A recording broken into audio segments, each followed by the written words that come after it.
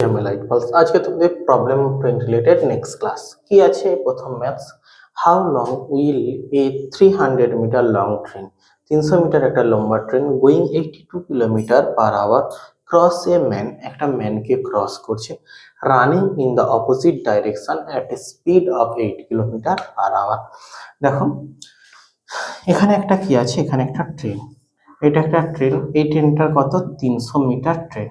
এই 300 মিটার ট্রেনটা কোন দিকে যাচ্ছে? ট্রেনটা এদিকে যাচ্ছে। কত কিলোমিটার পার আওয়ার?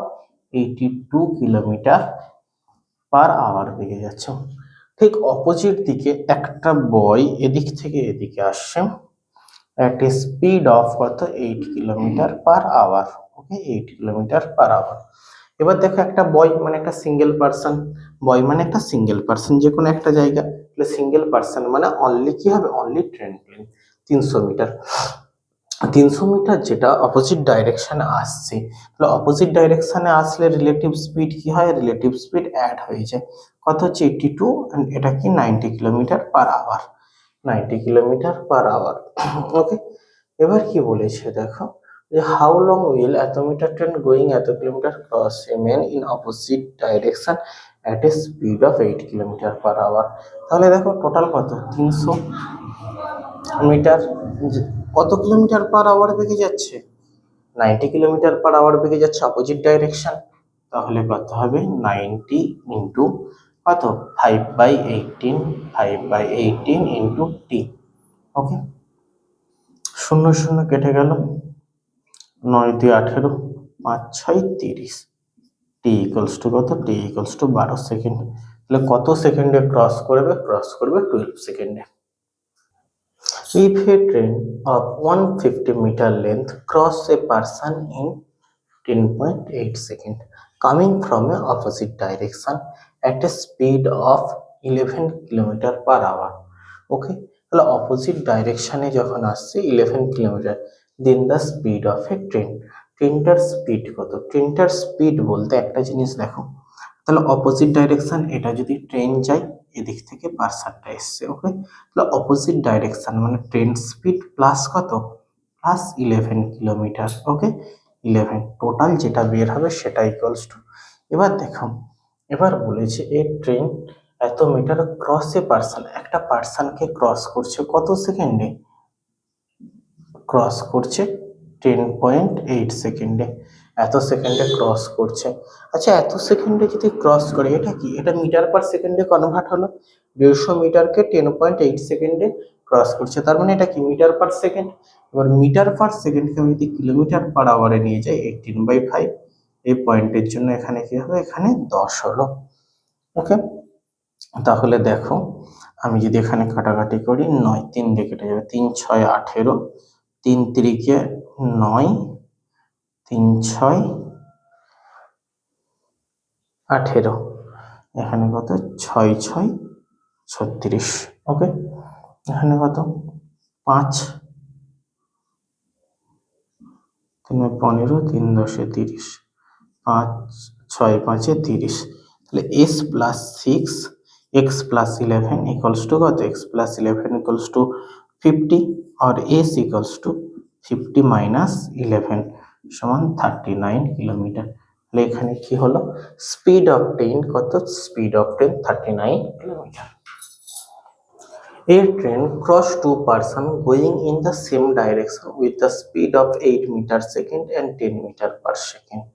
ওকে, ধরো এখানে একটা মানুষ দাঁড়িয়ে আছে, বলছে a train cross two person, first যাকে দাঁড়িয়ে আছে কি বলছে? With a speed of 11 kilometre same direction. এই মানুষটা এদিক থেকে এদিকে হাঁটছে, যখন এই প্রথম ট্রেনটা যখন ক্রস করে বেরিয়ে যাচ্ছে এই পার্সনটাকে, তখন কত? এই train speed 8 metre per second, train speed কত হলো?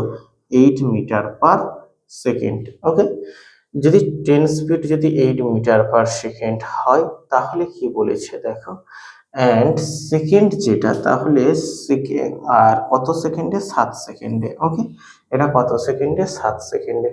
অ্যান্ড সেকেন্ড ট্রেন যেটা হলো, সেকেন্ড ট্রেনটা ধরো এখান থেকে যখন এখানে আরেকটা পার্সন এই দিকে যাচ্ছে, হাঁটছে, তখন ওই সেম স্পিডেই যাচ্ছে, তখন কি হচ্ছে? তখন হচ্ছে 10 মিটার/সেকেন্ডে, যখন 10 মিটার/সেকেন্ডে গেলে এটাকে কত 9 সেকেন্ডে কভার করছে। বলছে রেসপেক্টিভলি টেল দ্য লেন্থ। আচ্ছা লেন্থ ইকুয়ালস টু কি হবে এখানে?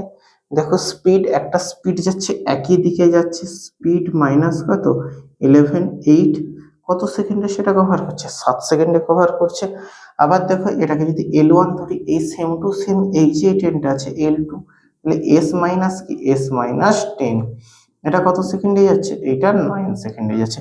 দুটো L1 L2 10 দুটো কি বলেছে? 10 দুটোই তো সেম 10, তাহলে L ইকুয়ালস টু কি? L equals to same. L equals to যদি সেম হয় তাহলে আমি কি লিখতে পারি? আরে দেখো S into 8 into 7 equals to S into 10 into 9, তাহলে 7S plus 56 equals to 9s minus 90 और 7s minus 7s minus 9s equals to 90 minus 90 plus 56, मतलब माइनस 2s इक्वल्स टू 4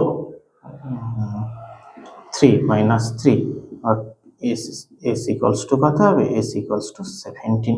তাহলে এই যে স্পিড, 10 এর স্পিডটা কত হচ্ছে? 10 এর স্পিডটা হচ্ছে 17।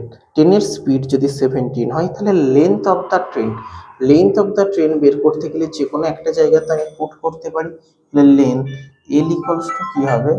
এল equals to 17 minus 8 into 7, then কত হচ্ছে 9 ইন্টু 7, তাহলে কত হচ্ছে 63 metre. Length of the train is 67 metre. Distance between two cities A and B is 330 kilometre. তাহলে এটা একটা সিটি এ এন্ড হচ্ছে সিটি বি, এটা একটা সিটি, এই দুটোর মধ্যে ডিস্টেন্স কত আছে? 330 kilometre. One train run from A to B, একটা ট্রেন এ থেকে বিতে যাচ্ছে কটার সময়? এ থেকে বিতে যাচ্ছে কটার সময়? সকাল 8টার সময়। অ্যান্ড কত কিলোমিটার পার আওয়ার? এদিক থেকে এদিকে যাচ্ছে কত kilometre per hour? 60 kilometre per hour.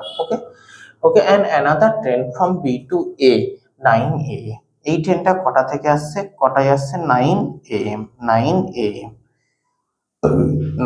AM, এটাকে বি।